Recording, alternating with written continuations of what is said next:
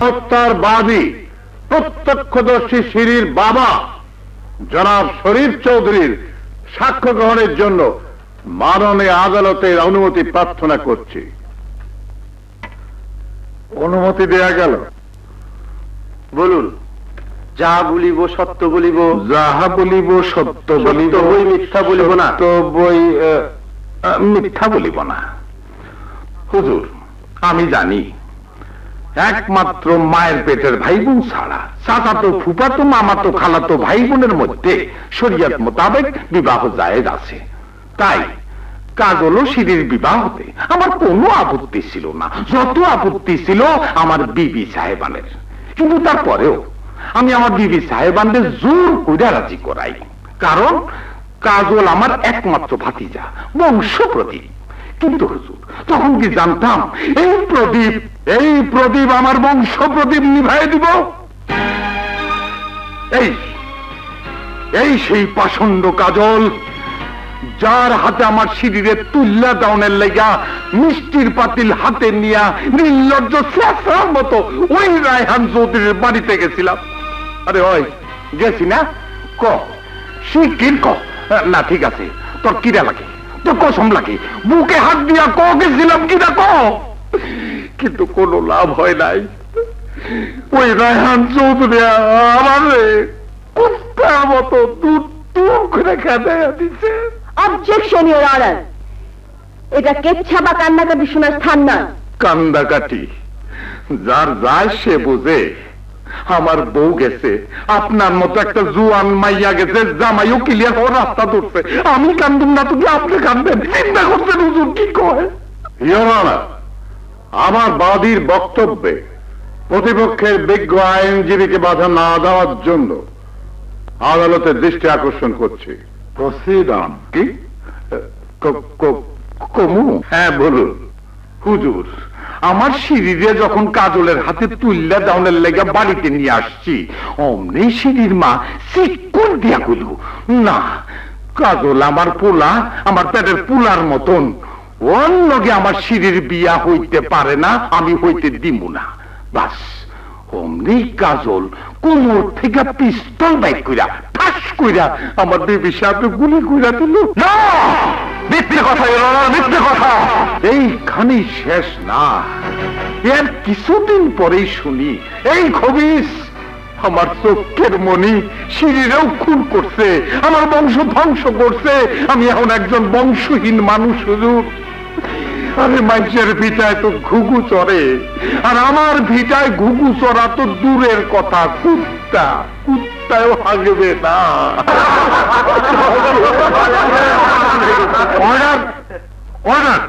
আমি আর উচিত বিচার চাই হুজুর, ওই কাজলের ফাঁসি চাই। আপনার আর কোনো বক্তব্য না থাকলে আপনি আসতে পারেন। যে আপনি আসতে পারেন।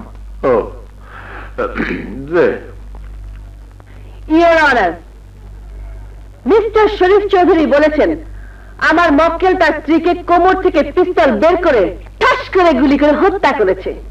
সেহেতু আমার প্রশ্ন, শিরির নিহত মায়ের পেট থেকে সেই গুলিটি কোথায় হাওয়া হয়ে গেল? যেহেতু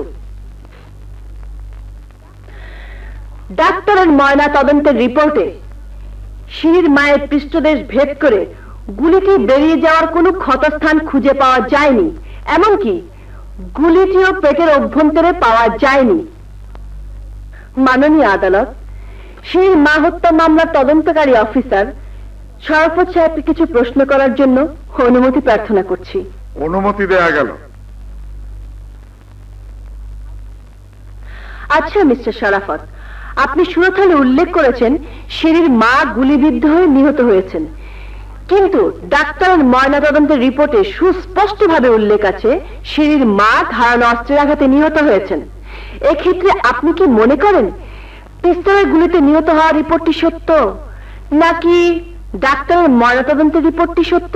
ডাক্তারের রিপোর্টই সত্য। মাননীয় আদালত, উত্তরটি নোট করার জন্য অনুরোধ করছি। তাহলে আপনি কেন লিখেছেন গুলিবিদ্ধ হয়ে শিরির মা নিহত হয়েছেন? দেখুন, আমি যখন সুরতহাল রিপোর্টে লিখেছি তখন উপস্থিত প্রত্যক্ষদর্শী সাক্ষী শিরির বাবা ও সেই বাড়ির চাকর রহিম মিয়ার জবানবন্দি সেই সাথে গ্রামবাসীর গুলিবিদ্ধ হয়ে শির মা নিহত হওয়ার সাক্ষী প্রমাণের ভিত্তিতে সুরত হাল রিপোর্টটি তৈরি করেছি। ধন্যবাদ, আপনি এবার আসতে পারেন। ধন্যবাদ। এবার এই মামলার সাক্ষী রহিম মিয়াকে কিছু প্রশ্ন করার জন্য আদালতের অনুমতি প্রার্থনা করছি। অনুমতি দেয়া গেল। আচ্ছা রহিম মিয়া, আপনি বলেছেন কাজল তার চাচিকে খুন করেছে, আপনি তা দেখেছেন? দেখছি। কাজল যখন শিরির মাকে গুলি করে খুন করে তখন সেখানে আর কে কে ছিল? আমি, শিরিন আপা, আমার হুজুর আর ওই খুন কাজল। আমি যদি বলি কাজল খুন করেনি, আপনি শিরির মাকে খুন করেছেন, আপনি খুনি। এইটা কি কোন? আমার নবীন প্রতিপক্ষ আমার সাক্ষীকে বিভ্রান্ত করার চেষ্টা করছেন। Objection sustain. মাননীয় আদালত, ডাক্তারের তদন্তে সুস্পষ্টভাবে উল্লেখ আছে পিস্তলের গুলিতে নয় ধারালো অস্ত্রের আঘাতে শিরির মা খুন হয়েছে, কিন্তু রহিম মিয়ার বক্তব্যে পাওয়া যায় ঘটনাস্থলে শিরির বাবা শরীফ চৌধুরী, শিরি ও কাজল ব্যতীত একমাত্র চতুর্থ ব্যক্তি উপস্থিত ছিল এই খুনি রহিম মিয়া, যে নাকি অদৃশ্য শক্তির অর্থের লোভে ধারালো অস্ত্র বহন করে শিরির মাকে খুন করেছে। আমি করি না। না, আপনি খুন করেছেন, আপনি খুনি, আপনার ফাঁসি হবে। আমি করি না, আমি খুন করি নাই। তাহলে আসল খুনির নাম বলে দিন, তাতে করে আপনার কোনো শাস্তি হবে না। হুজুর, আমি আর কিছু গোপন করুন না। আমি সব কইয়া দিব। ওই হুজুরের হুকুমে লালু বুলু বললাম দিয়া কাজল ভাইরে খুন করতে যায়। সিরিয়া পাতা দেখা কাজল ভাইরে লাথি মারে, কাজল ভাই মাটিতে পইরা যায়। আর বললাম গিয়া বেগম আমার পেটে বিন্দে, অমনি কাজল ভাই পিস্তল বাইর কইরা ওই লালু বুলুর পিছনে ছুঁইটা যায়। আরে না রে ভাই, যাই না। ধন্যবাদ মাননীয় আদালত। শিরির মায়ের খুনের মামলা থেকে আসামি কাজলকে অব্যাহতি দিয়ে প্রকৃত খুনি শরীফ চৌধুরী, লালু ও ভুলুকে জেল হাজতে প্রেরণ করার নির্দেশ দিয়ে আদালত আজকের জন্য এখানে মুলতবি ঘোষণা করা হলো।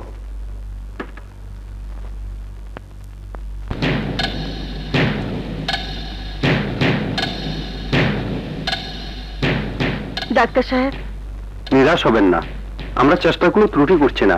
তাছাড়া সম্রাট আমার বন্ধু, জ্ঞান ফিরলে জবানবন্দি রেকর্ড করে পাঠিয়ে দেব। আপনার প্রয়োজন থাকলে যেতে পারেন। Thank you.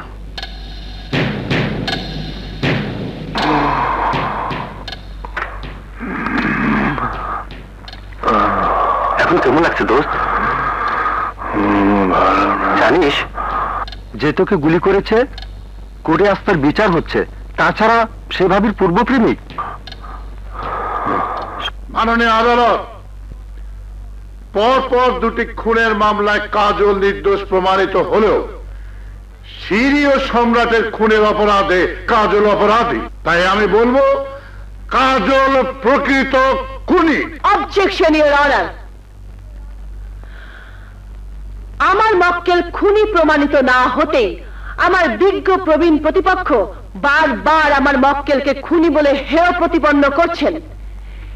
এতে করে কি এই প্রমাণিত হয় না যে মানুষ দিন দিন যত বৃদ্ধ হয় ততই তার জ্ঞান শক্তি লোপ পায়? Objection your honour. আমার নবীন প্রতিপক্ষ বারবার আমার আত্মসম্মানে আঘাত এনে আদালতের সবার সামনে আমার সম্মান ক্ষুণ্ণ করায়। মাননীয় আদালতের নিকট আমার নবীন প্রতিপক্ষের উপর মানহানি করার অপরাধে বিচার প্রার্থনা করে নালিশ জানাচ্ছি। নালিশ মঞ্জুর করা হলো। ইওর অনার, আমার বক্তব্য যে সম্পূর্ণ নির্ভুল তা যদি আমি এই মুহূর্তে আদালতের সবার সম্মুখে যথাযথ প্রমাণ করতে পারি, তাহলে মাননীয় আদালত নিশ্চয়ই আমার উপর আরোপিত আমার প্রবীণ প্রতিপক্ষের নালিশ খারিজ করে দেবেন। Proceed on. মাননীয় আদালত, আমার প্রবীণ প্রতিপক্ষকে জিজ্ঞাসা করে দেখুন, উনি একজন কৃষকের ঘরের ব্যারিস্টার আর আমি ব্যারিস্টারের ঘরের ব্যারিস্টার। মা তুই? চেয়ে দেখুন মাননীয় আদালত, আমার প্রবীণ প্রতিপক্ষ একজন বিজ্ঞ আইনজীবী হয়ে ভুলেই গেছেন যে এটা আদালত। আর আদালতে পিতা পুত্র বাপ বেটির পরিচয় দেওয়া নিষেধ। তা সত্ত্বেও আমার প্রবীণ প্রতিপক্ষ আমাকে মেয়ে বলে পরিচয় দিয়ে পিতৃত্বের দাবি তোলে এই মামলায় জয়ী হতে চাচ্ছেন। এতে করে কি এই প্রমাণিত হয় না যে আমার প্রবীণ প্রতিপক্ষের জ্ঞানশক্তি বয়সের ভারে দিনে দিনে লোপ পেয়েছে? আসামি পক্ষের আইনজীবীর যুক্তি সাপেক্ষে প্রবীণ আইনজীবীর নালিশ খারিজ করে দেওয়া হলো। ইয়োর অনার, পুলিশ রিপোর্টে উল্লেখ রয়েছে সম্রাটের বাড়ির সম্মুখে পথের ওপর যে রক্তের আলামত পাওয়া গেছে সেই রক্ত ডাক্তারি পরীক্ষায় শিরির বলে প্রমাণিত হয়েছে। মাননীয় আদালত, এতে কি এই প্রমাণিত হয় না যে কাজল শিরিকে খুন করে লাশ গুম করে ফেলেছে? না, কাজল খুনি নয়। Order, order. মাননীয় আদালত, এই সেই সিঁড়ি কিছুক্ষণ পূর্বেও আমার প্রতিপক্ষ আইনজীবী যাকে খুন করে কাজল গুম করে ফেলেছে বলে সন্দেহ করে ফাঁসির মঞ্চে পাঠাতে চেয়েছিলেন, সেই মৃত সিঁড়ি জীবন্ত অবস্থায় আদালতের সম্মুখে উপস্থিত হয়েছেন। তাই সিঁড়ির জবানবন্দি শোনার জন্য আদালতের নিকট আবেদন জানাচ্ছি। অনুমতি দেয়া গেল।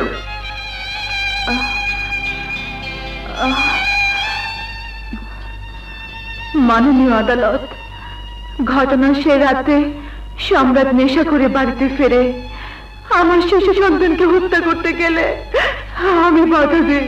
অবজেকশনের অনার, পৃথিবীর কোন শিক্ষিত পিতাই নিজের সন্তানকে হত্যা করতে পারে না। ইয়োর অনার, পারে, পারে মাননীয় আদালত, কারণ ওই সন্তানের জন্মদাতা পিতা হলো আসামির কাঠগড়ায় দাঁড়ানো ওই কাজল।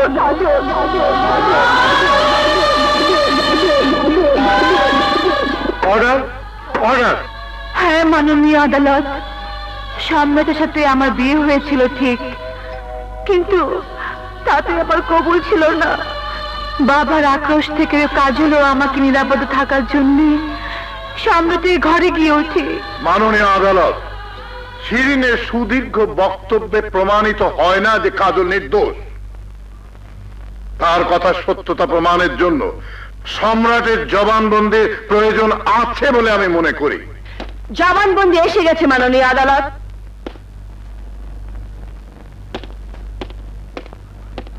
মাননীয় আদালত, 1:30:45 আহত সম্রাট বিনা জবানবন্দিতে হাসপাতালে শ্বাস নিঃশ্বাস ত্যাগ করেছেন। মা,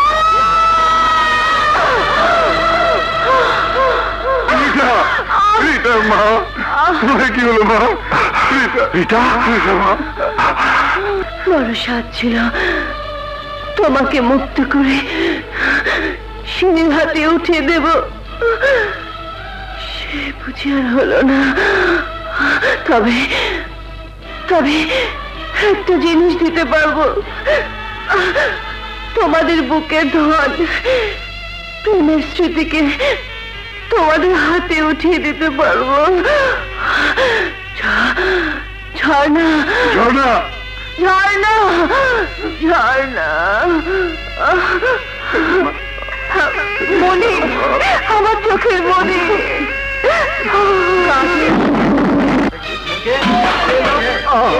জজ সাহেব, আমি কাজলকে খুন করতে গিয়ে নিজের পিস্তলের গুলিতে নিজে আহত হয়েছি। আমি জিতে গেছি ড্যাডি, আমি জিতে গেছি। কাজল সম্পূর্ণ নির্দোষ। আদালত আজকের জন্য এখানে মুলতবি ঘোষণা করা হলো।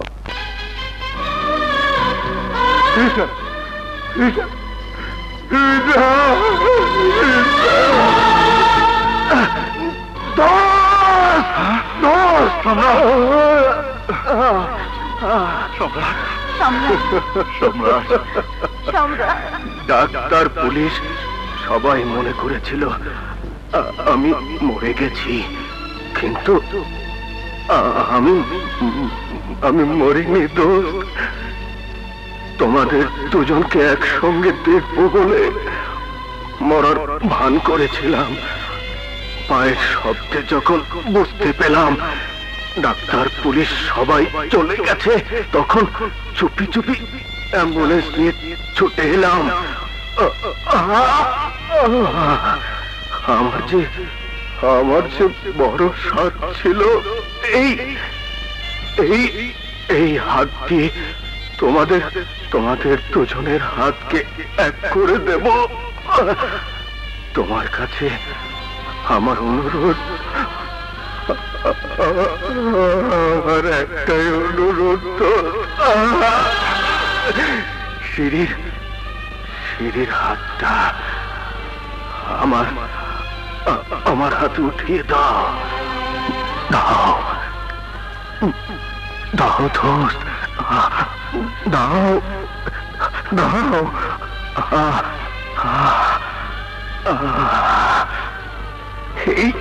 এই হাতের মেহেদি অনেক আগে মুছে গেছে, তাই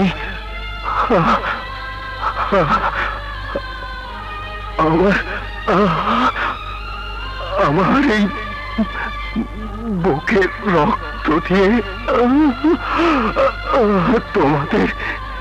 তোমাদের দুটি হাতকে মেহেদির রঙে রাঙিয়ে দিলাম।